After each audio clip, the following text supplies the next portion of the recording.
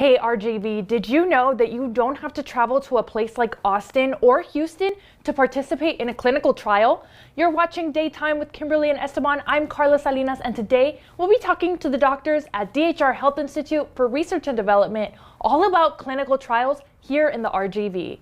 Meet Dr. Lisa Treviño, the Vice President for the DHR Health Institute for Research and Development, who explained exactly what a clinical trial is. It is a study that's asking a very specific question with the gathering of a lot of data that someone can then draw a significant conclusion from. That question could be whether a new medicine is working or whether it's safe for people to use. It all comes down to conducting a clinical trial. In which, again, they're trying to assess how can we administer this drug, how safe is it, how much can we administer? Dr. Treviño explained the importance of clinical trials in the RGV due to the abundance of diseases in the community, such as diabetes and obesity. Our community deserves to be receiving the most cutting-edge and innovative treatments for diseases. Dr. Lisa assured our RGV community is in good hands when choosing to participate in clinical trials with DHR. Again, the community they're afraid. There's a lot of history with why people, and especially underrepresented minorities, Latinos,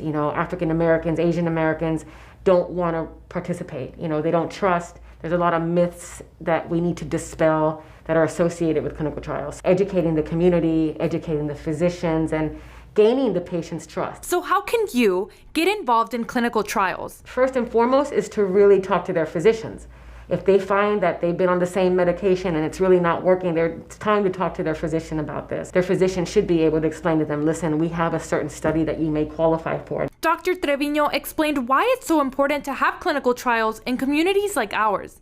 Data will show time and time again that we do not respond the same as someone of a Caucasian descent. We have a unique genetic makeup, which is then going to allow us or not allow us to respond to a medication in a certain way, or to have maybe a more severe drug reaction or an adverse effect to a specific medication. So in order for us to really learn how this device is working, how the drug is working, is it going to hurt us more than it's going to help us, we have to participate. And remember, without volunteers for these clinical trials like yourself or like someone that may have the opportunity to participate and that qualifies, we have no medicines, we have no cancer treatments, we don't have the Tylenol that you're taking today. We have an empty pharmacy. For more information, please give the DHR Health Institute for Research and Development a call at 956-362-2390 or visit their website at dhrresearch.org.